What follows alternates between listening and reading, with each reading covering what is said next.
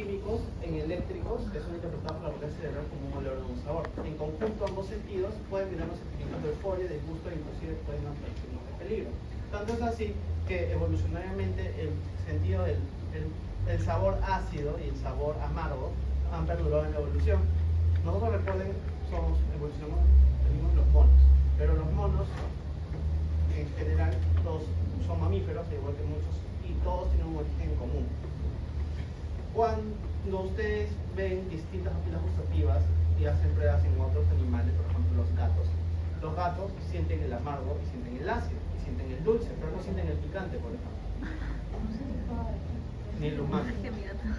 A un gato tú le das un ají limo, se lo come como si fuera el manjar más rico del mundo, porque no le sienten nada. Pero, por ejemplo, ¿por qué nosotros hemos perdurado tanto el sabor amargo y ácido? Porque evolucionariamente seguimos detectándolo, ¿no? Porque justamente la mayoría de alimentos, por ejemplo, que están podridos, pasados, los venenos, tienen justamente sabores amargos, y las comidas que pueden caernos mal, por ejemplo, son ácidas. Entonces, justamente ese sabor, esa evolución ha permitido que persistamos percibiendo esos sabores que otros animales también perciben. Aves, otros mamíferos menores, ¿no? Inclusive hasta los reptiles. En cambio, el tacto va a actuar como la transducción de receptores sensoriales, transformando estímulos químicos o físicos en impulsos eléctricos. Vale, ahora vamos a hablar de gusto, olfato y tacto. No creo que acabemos los tres, pero soy optimista que al menos el mismo gusto. Entonces, el sentido del gusto va a detectar estímulos nutricionales relevantes y desencadena reacciones y conductas que llevan al consumo o al evitamiento de la comida. El sentido del gusto, por ende, va a estar relacionado directamente con el sistema centroencefálico, que inician la salivación o las náuseas, así como las áreas corticales superiores a través del tálamo, que inician conductas más complejas. El gusto es un sentido químico que depende de los receptores del gusto en las células agrupadas de los botones gustativos.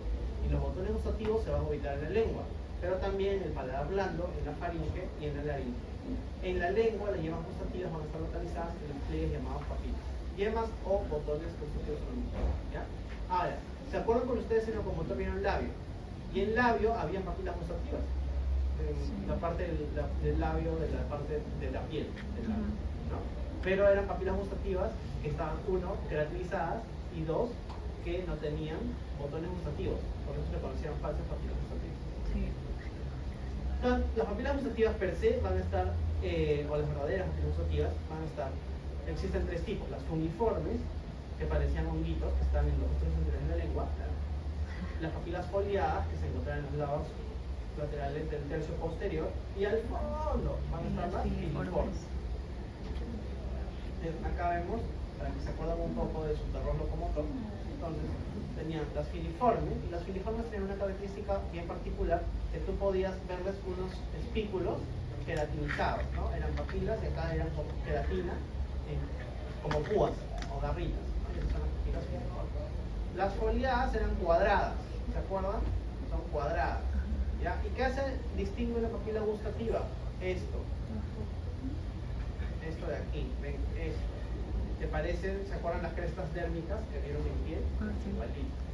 Y esas imaginaciones, ¿no? O imaginaciones. Y a las laterales, acuérdense, son tres cosas que van a permitir, tienen los botones gustativos. Y las papilas fungiformes, ¿no?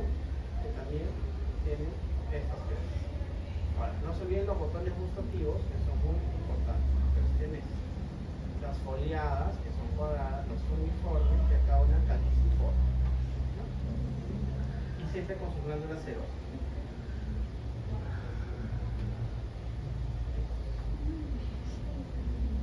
Y solo para que vean otra papila fungiforme. Miren, algunas parecen medias pediculadas, ¿ya? Pero siempre son redonditas, no se me olvidado de eso.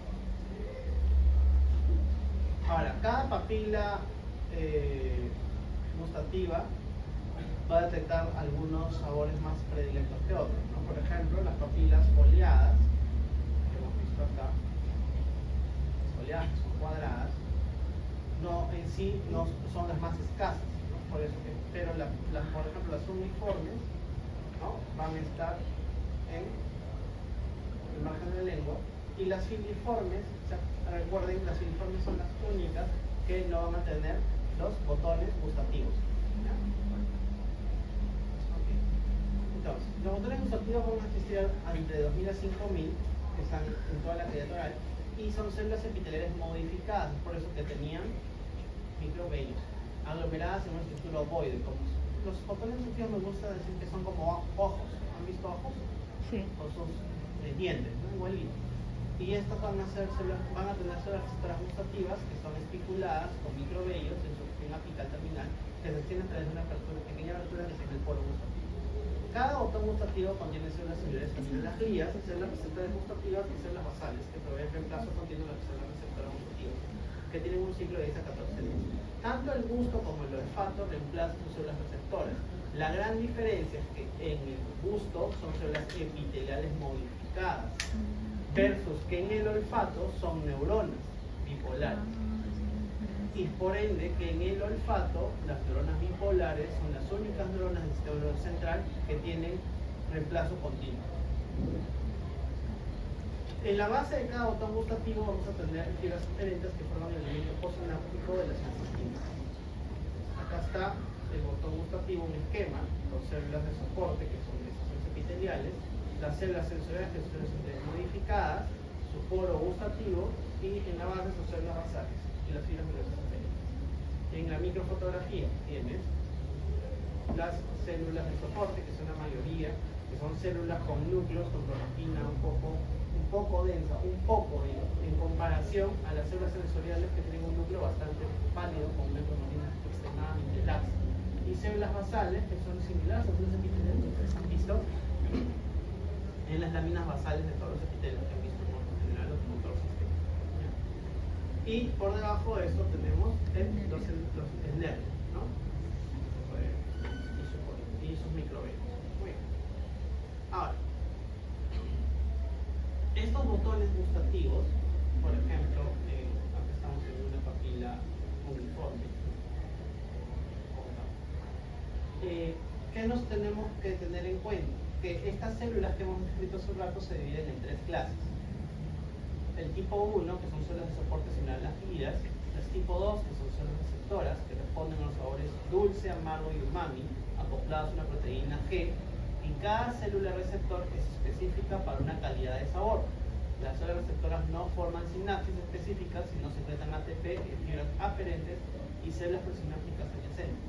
Y el tipo 3, que son células presinápticas que responden al sabor ácido y pueden ser estimuladas indirectamente a través del ATP de las células receptoras. Y estas células sí van a formar sinapsis y van a liberar serotonina y GABA. Miren este esquema de acá. Acá está cómo funciona el sabor, ¿no? Un sabor se va a unir, ¿no?, a un receptor que está acoplado, que está en los microvellos de las células receptoras, ¿no? Y se ha acoplado a una proteína G que va a funcionar como una transductina, ¿no?, que activa la polipasa C que se une con la unidad alfa-carboxilo, ¿no? Y esta polipasa C va a activar al cometilmestrol y al diacilglicerol que van a causar que se libere calcio en el citosol para permitir que entre el sodio y despolarice la célula, liberando las vesículas que tienen ATP. Funciona. Ahora, ¿cómo funciona de acuerdo a cada sabor?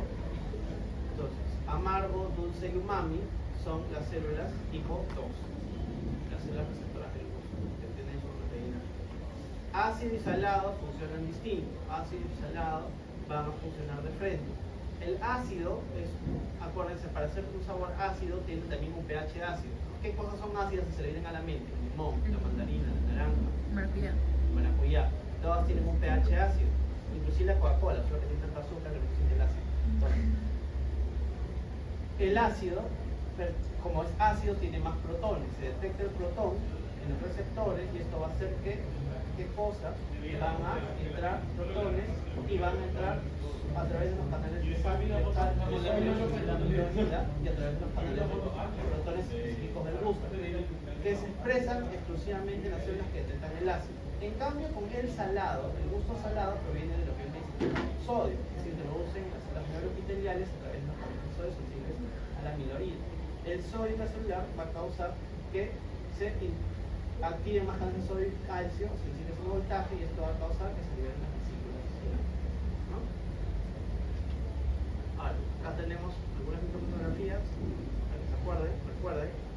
era? ¿Ya? Filiforme. Es queratinizada, no tiene yemas gustativas. Filiforme. Ahora rico. Acá tenemos el epitelio de la fila gustativa, que es un epitelio plano, estratificado, no queratinizado o para queratinizado. Tenemos luego acá una, parece una fungiforme, y tenemos sus yemas o brote o botones gustativos. Acá. Por aquí. Ya. Justo. Vamos, alcanzamos al par.